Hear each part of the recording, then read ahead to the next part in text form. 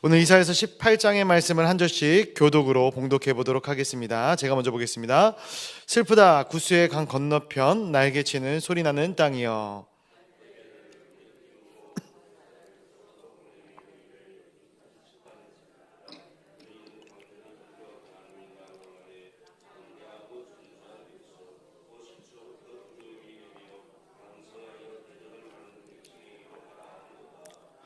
세상의 모든 거민 지상에 사는 너희여, 산들 위에 기치를 세우거든 너희는 보고 나팔을 불거든 너희는 들을지어다.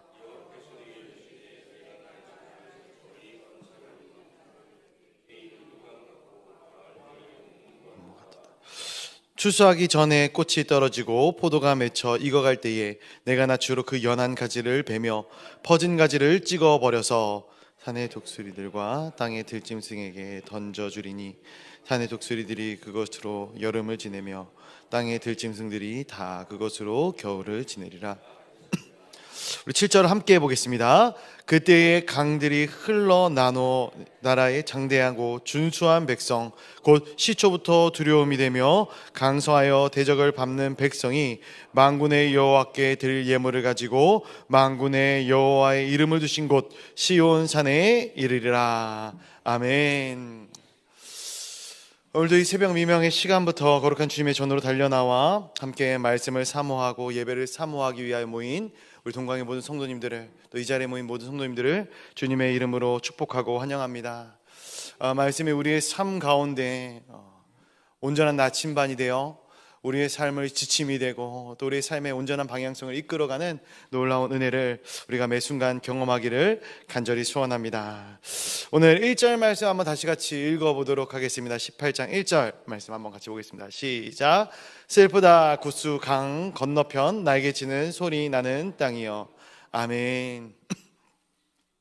오늘 우리가 함께 읽은 이사야서 18장의 말씀은 1절 말씀에서 기록하는 것처럼 구스, 오늘날로 말하면 이제 에디오피아가 되겠죠. 에디오피아에 대한 예언의 말씀입니다. 구스의 강, 원래 이 구스는 나일강 사이에 위치한 나라입니다. 나일강을 하면 우리가 제일 처음 떠올리는 게 이집트, 애굽을 떠올리게 되죠. 그러나 이 애굽과 이 에디오피아는 다른 나라죠. 히스기야 왕이 즉위한 BC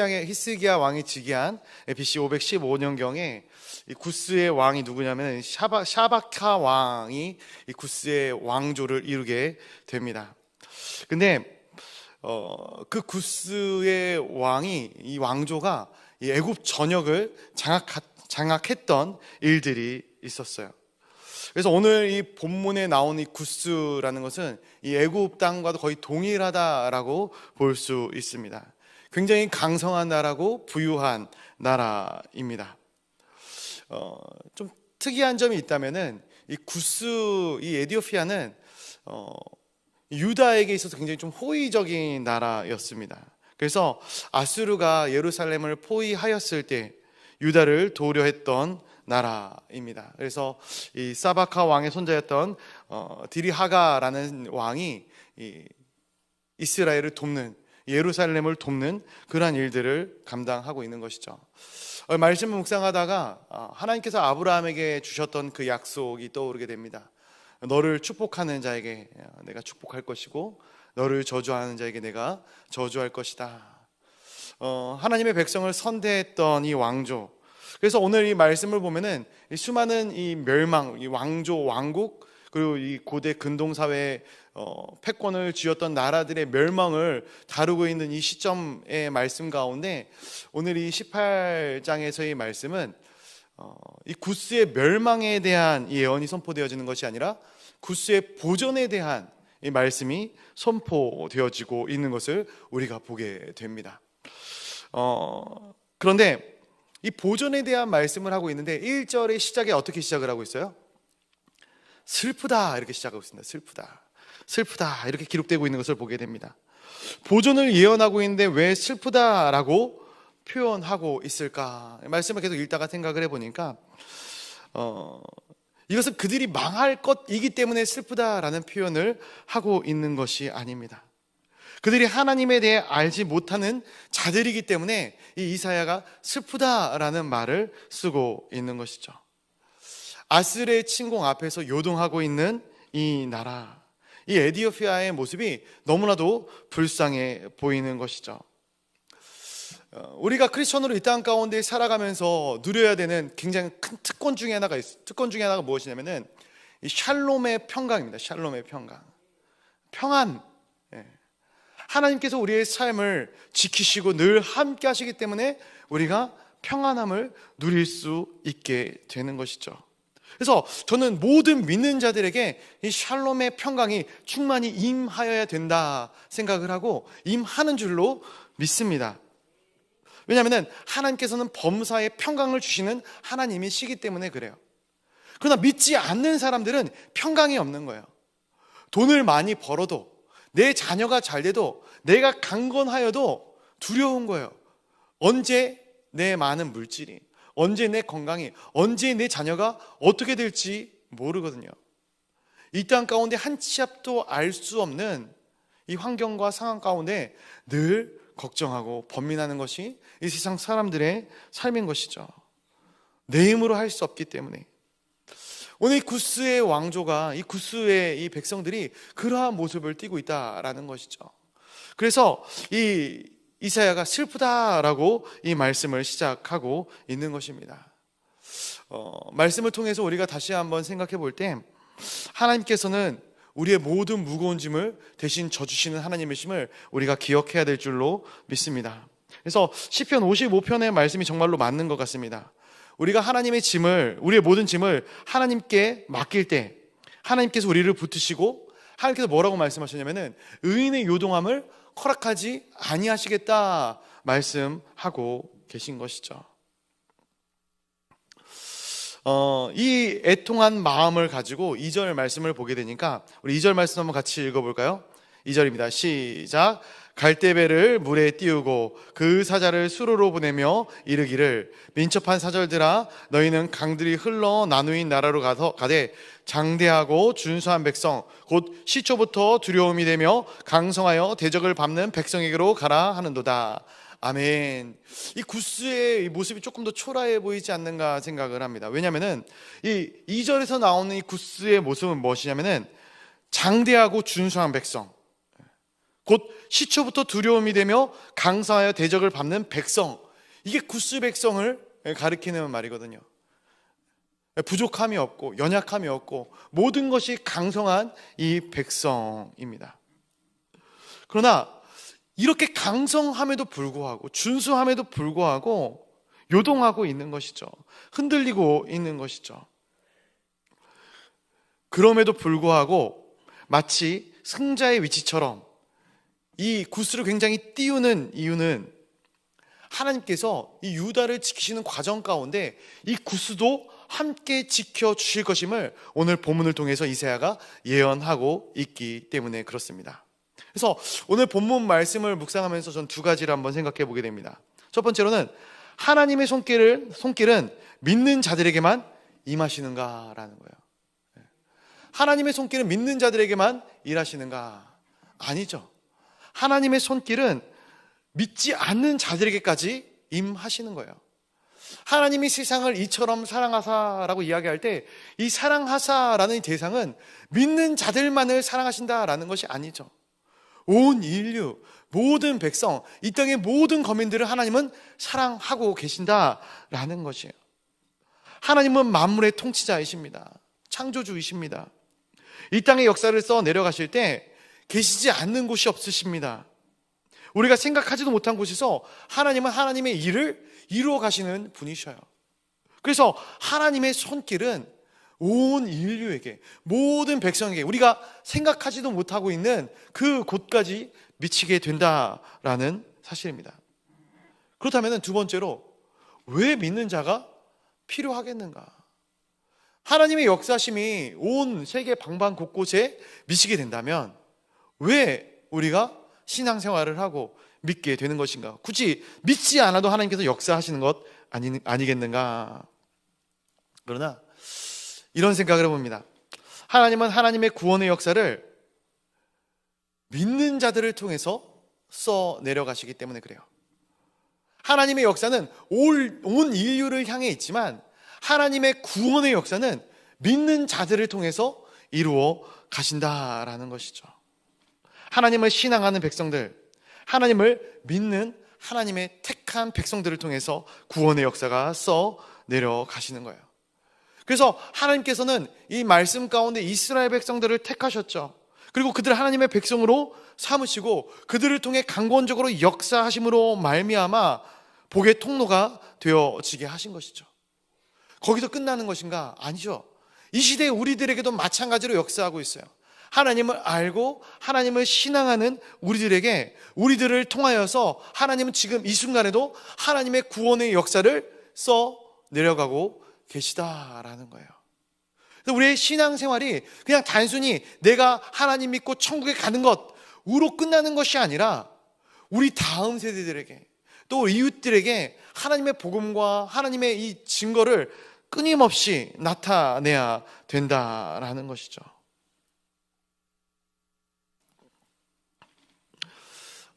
성경에 나오는 믿음의 선진들을 통해서 우리가 하나님의 복음을, 하나님의 말씀을, 또 하나님의 삶을, 하나님께서 함께 하시는 삶을 깨닫게 된 것입니다. 그렇기 때문에 우리도 어떻게 보면 이 성경 안에서의 인물들의 모습들을 우리의 삶 가운데 드러내는 삶을 살아내야 되지 않겠는가. 그래서 오늘 이 구스 땅을 통해서 하나님은 하나님의 역사를 나타내시는 것을 오늘 2절을 통해서 말씀하고 있습니다. 이어지는 3절 말씀 한번 같이 또 읽어보도록 하겠습니다. 3절입니다. 시작. 세상의 모든 거민 지상에 사는 너희여, 산들 위에 기치를 세우거든 너희는 보고 나팔을 불거든 너희는 들을지니라. 아멘. 산들 위에 기치를 세운다. 이 기치가 무슨 말인가? 깃발인 거죠. 깃발. 그렇죠? 산들 위에 깃발을 세울 때 너희는 나팔을 불거든 들을지어다 라고 말씀을 하고 있습니다. 왜 깃발을 세울까요? 왜 깃발을 세울까요? 하나님의 군대가 일어나기 때문에 깃발을 세우는 것이죠. 어저께도 우리가 이제 교역자들이 모여서 회의를 막 하는데 전도 축제에 대한 이 회의가 막 나왔어요. 깃발을 들자 막. 깃발을 왜 듭니까? 표식이죠, 표식. 전진하면서 맨 앞에서 이 전체에 대한 정체성을 드러내는 것이죠. 그렇죠? 하나님의 깃발은 승리의 깃발입니다. 우리가 여호와 니시라고 이야기하지 않습니까? 왜 깃발을 드는가? 승리의 깃발인 것이에요. 산들 위에 기치를 세우거든 나팔을 불거든 너희가 들어라 라고 말하고 있는 것입니다. 무엇을 들어야 되는 것인가? 하나님의 승전보를 듣는 것이죠. 그런데 보니까 누가 듣게 된다 얘기합니까? 세상의 모든 거민 지상에 사는 너희여 라는 거예요. 이것은 믿는 사람들을 이야기하는 것이 아니에요. 믿지 않는 사람들을 이야기하는 거예요. 구스 백성들을 이야기하는 거예요. 믿지 않지만 하나님의 깃발이 산 위에 꽂힐 때, 나팔 소리가 울려 퍼질 때 그들이 보게 될 것이다 라는 거예요. 아스로 왕 사네립이 예루살렘을 포위했을 때 모든 사람들은 다 이스라엘의 역사가 끝났다 생각을 했어요. 이제 이스라엘은 망할 것이고 더 이상의 소망이 없다 생각했을 것입니다. 그 누구도 이 예루살렘이 포위된 이 이스라엘의 승리를 예측하지 못했을 것입니다. 그러나 모두의 예상, 어떻게 보면 100% 나라는 망한다 라는 모든 사람들의 예상을 깨고 예루살렘이, 하나님의 거룩한 도성이 승리하게 되는 거예요. 사람의 승리일까요? 여호와 하나님의 승리 아니겠습니까? 이 놀라운 사건을 목격하고 경험한 사람들은 다 하나님을 찬양하게 되는 것이죠. 하나님의 이름을 높이며 경외하게 되었다라는 거예요. 저는 우리 가운데도 이러한 놀라운 은혜의 역사가 이 순간 나타나고 있다 생각을 합니다. 우리 크리스천들이 바로 여호와의 깃발을 우리 심장에 꽂고 달려나가는 사람들 아니겠습니까? 우리의 문제를 우리의 힘으로 해결하는 자들이 아니라 우리의 문제를 하나님의 이름으로, 하나님의 문제로 대면하는 자들이 바로 우리인 것이죠. 우리가 이 새벽에 이 예배의 자리로 나온 이유가 무엇입니까? 왜 이 자리에 나오셨습니까? 피곤한데, 힘든데, 지치는데. 내 힘으로 되지 않기 때문에 하나님의 이름의 능력으로 우리의 모든 문제를 대면하고 또 그 문제를 예수 그리스도의 이름으로 승리하기 위하여 이 자리에 나온 것 아니겠습니까? 우리의 약함을 알기에, 우리의 부족함과 우리의 연약함을 알기에 하나님의 강함을, 하나님의 위대하시고 놀라우신 능력을 힘입기 위하여 이 자리에 나온 것 아니겠습니까? 그때 주가 도우심으로 말미암아 여전히 우리가 승리할 수 있게 될 것이고, 그리고 그 모든 것들을 통해서 세상이, 열방이 하나님의 위대하시고 높으신 이름을 알게 될 것입니다. 정말 그 누구도 생각하지 못했던 예루살렘의 승리의 소식 가운데 온 세상이 참되신 주님을 깨달았던 것처럼, 바라보았던 것처럼 우리를 통해서 하나님의 놀라우신 은혜의 역사가 나타나기를 주님의 이름으로 간절히 축복하고 축원드립니다. 그래서 이어지는 4절부터 6절까지의 말씀의 내용들을 보게 되면은 아수르 군대에 대한 멸망의 예언들을 이야기하고 있어요. 군대의 멸망입니다. 그런데 4절 말씀을 보면은 이 하나님의 행하심에 대해서 어떻게 이야기를 하냐면은 조용히 감찰하신다라고 이야기를 하고 있어요. 조용히 감찰하신다. 무슨 말씀입니까? 그냥 잠잠히 지켜보신다라는 거예요. 잠잠히 지켜보신다. 우리는 하나님이 좀 소란스럽게 일을 해주셨으면 좋겠어요. 그렇죠? 어떤 능력도 빵빵 나타나고 막 전도하면은 막 갑자기 안 오던 성도들이 다 모여서 디데이 날, 아니 디데이가 아니더라도 막 이 자리가 꽉 차고, 어떻게 이게 사람의 손으로 되는 것인가 라고 생각할 정도로 놀라운 이적과 기사들이 우리 주변에 팡팡 터지면서 나타났으면 하나님, 제 신앙이 더 견고해질 것 같아요. 내가 더 하나님 열심히 잘 믿지 않겠습니까? 이렇게 생각할 수 있을 것 같아요. 왜냐하면 우리가 그러거든요. 우리가 일할 때 생색내기 좋아하고, 인정받고 싶어하고, 칭찬받고 싶어하고, 사람마다 성향이 다 틀리긴 하지만 칭찬 싫어하는 사람 없죠. 그러나 하나님은 어떤 하나님이신가? 은밀한 중에 일하시는 하나님이시다라는 거예요. 조용히 감찰하시는 하나님이시다라는 거예요. 그리고 그 일들을 사람들이 보게 되는 것이죠. 특별히 우리 주변에 악한 자들이 득세하고, 그리고 그들이 의인들을 괴롭게 할 때 우리는 하나님이 너무 침묵하시는 것 아닌가, 왜 하나님은 너무나도 잠잠하신가, 이런 느낌을 받을 때가 있어요. 그러나 그 순간에도 하나님은 쉬지 않고 일하고 계신다라는 거예요. 왜? 하나님의 때가 있기 때문에 그렇습니다. 하나님의 때가 있는 것이죠. 그래서 5절 말씀을 보게 되면 이렇게 얘기를 하고 있어요. 추수하기 전 꽃이 떨어지고 포도가 맺혀 익어갈 때, 이때에 대한 이야기를 하고 있는 거예요.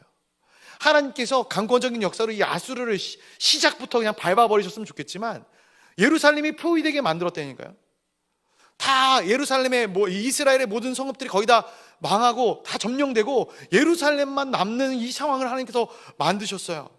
조용하게 감찰하고 계신 것이죠. 그러나 이 모든 것에는 다 하나님의 뜻이 있어요. 왜 하나님이 침묵하시는가? 하나님의 계획과 뜻이 있는 것이죠. 특별히 이 이스라엘을 향한 이 하나님의 이 경고의 메시지가 이 안에는 분명히 담겨져 있었어요. 그러나 하나님은 하나님의 백성들이 넘어지고 좌절하고 무너지는 것을 허락지 아니하시고 그를 구원하시는 역사를 펼치시게 되는 것이죠. 하나님의 때가 이르렀을 때 그 연한 가지를, 퍼진 가지를 찍어버려서 하나님의 일을 행하실 것임을 말씀하고 있는 것입니다. 하나님은 하나님의 거룩한 백성들을 통해 하나님의 일을 해 나가십니다.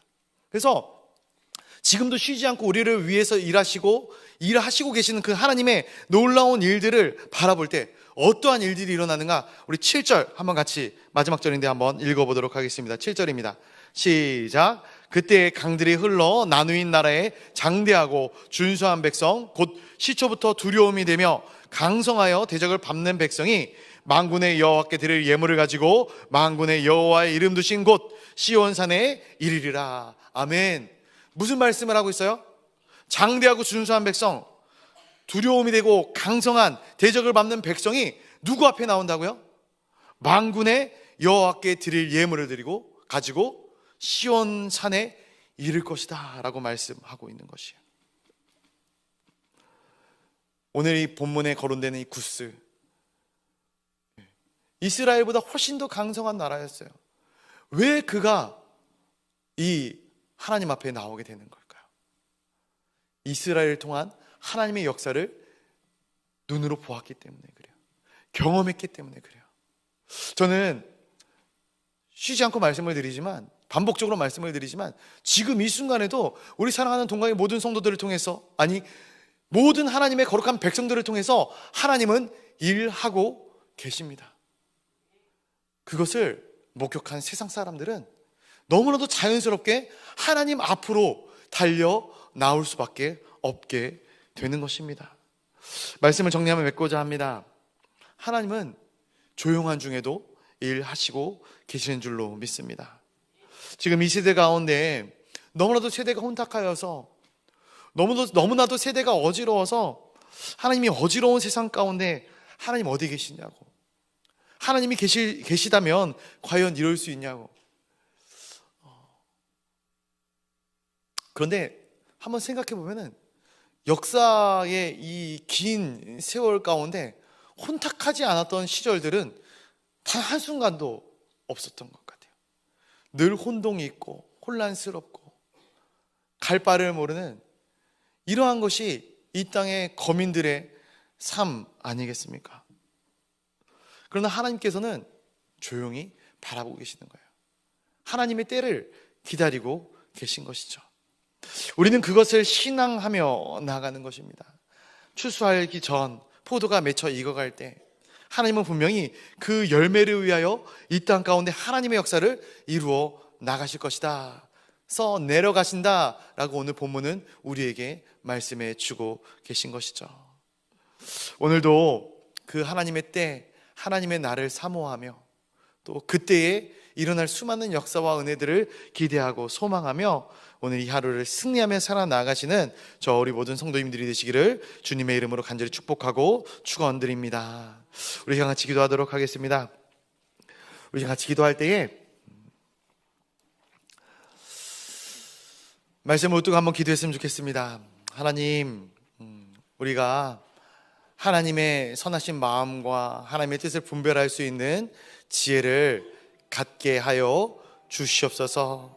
내 생각이 하나님의 생각보다 앞서 나가지 않게 하여 주시옵시고, 잠잠히 주님만을 바라며 주님의 뒤에서 주님이 원하시는 그 길을, 주님께서 가라 하시는 그 길을 조용히 순종하며 따라 나갈 수 있는 하나님의 거룩한 백성들이 다 되어지게 하여 주시옵소서. 하나님의 역사가 하나님의 거룩한 백성들을 통해서 이 땅 가운데 써 내려가게 될 줄로 믿습니다. 같이 기도해 주시면 감사하겠습니다.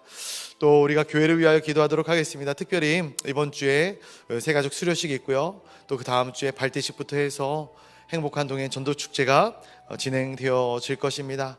우리 동행 전도축제를 위해 같이 기도해 주시기를 소원합니다. 하나님, 하나님의 마음이 나타나고 하나님의 뜻이 드러나는 귀한 전도축제가 되어지게 하여 주시옵소서. 믿지 않는 영혼들, 그들의 영혼을 긍휼히 여기고 그들의 영혼을 살리는 이 그리스도의 심정으로 우리가 이 전도축제를 임하게 하여 주시옵소서.